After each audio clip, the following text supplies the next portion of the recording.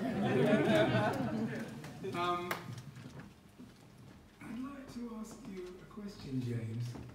How did you know my whole life story and then tell all these people about it? From the start of the whole Beatles thing was, you know, I don't want to take a lot of time, but it's just that there was music around. It was, I could take or leave it, you know, it was Cliff Richard, take or leave it, a little bit of Billy Fury, things like that. And then these people exploded. When I heard, actually, what I'd Love Me Do was very interesting. When I heard Please Please Me, I was gobsmacked. And I decided to become a musician. I was actually 14 at the time, 13 and a half, something like that. And that was it. And I've been ever since. Left school, wanted to be a musician, became a musician, etc. But it's fascinating to think.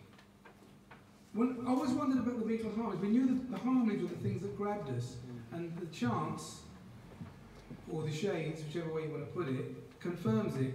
They were listening to an a cappella band that used those kind of harmonies.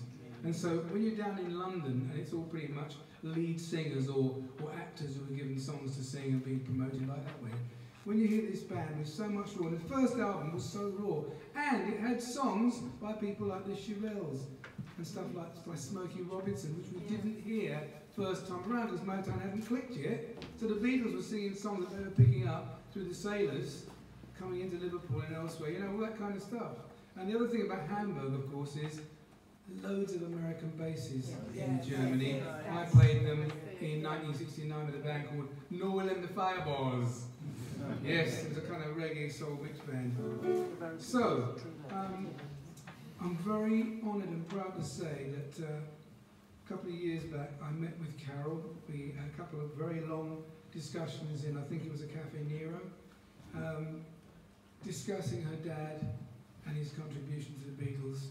And I recognise the contribution. I'm going to give you an idea. Let me just give you something.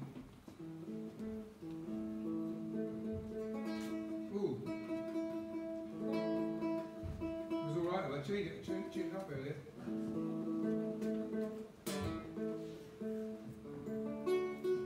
I'm not going to sing out of tune.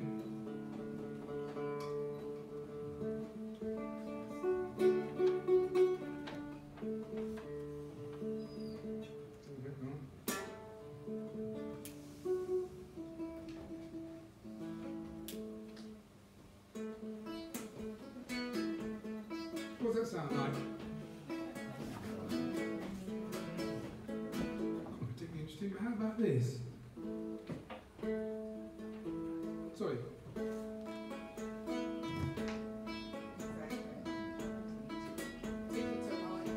That's a pan line. That's a pan line. The syncopation makes it a pan line. How about? There you go. Oh yeah. I can't remember it because it's so long ago. I'm not there to do it, but anyway.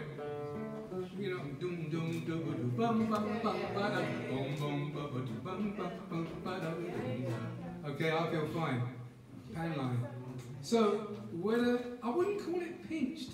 I wouldn't call it pinched. I would call it subliminally taken on board, and then it comes up. Oh, yeah, but that's how music moves along. It's all appropriated from the bit that's gone before. That's how it keeps changing. I mean, Mozart did it. You know, you wouldn't have the fabulous Allegri Miserere if Mozart hadn't been invited into the Vatican. It was going to be kept secret. So he played in the Sistine Chapel, and because it's quite a long piece, it's got about 6-8 verses. By the time he'd heard it that many times, he put it all to memory. He came outside, wrote it all down, and that's why we have it. And he got in a lot of trouble with the Pope over it. You know, so good for him. He appropriated it. Anyway, but Carol asked me to, I was really, really happy to do this. So I've written a song, a calypso, but I've intentionally used Beatles type chords. These aren't the kind of chords you would hear in a calypso normally. And the reason for that is I was trying to make a kind of combination of rock, or pop rock chords with calypso styles. Here we go. Lord Woodbine.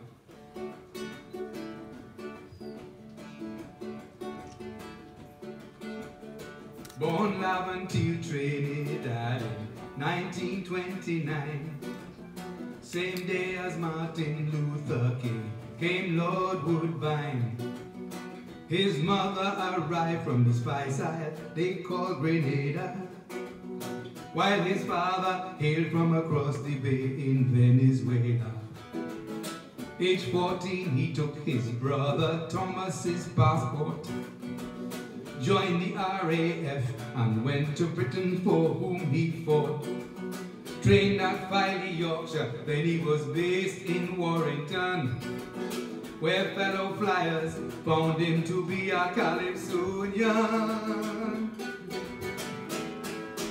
Harold Phillips would sing calypso, oh yeah man, playing steel band and running the show, yeah, yeah man. People call him Lord Woodbine for true, woo. And the 5-4 came down the club and jammed the band too. Yes they did, I said the 5-4 came down the club and jammed the band too. The Caribbean airmen enjoyed going to Liverpool. It had a strong black community and the music was cool.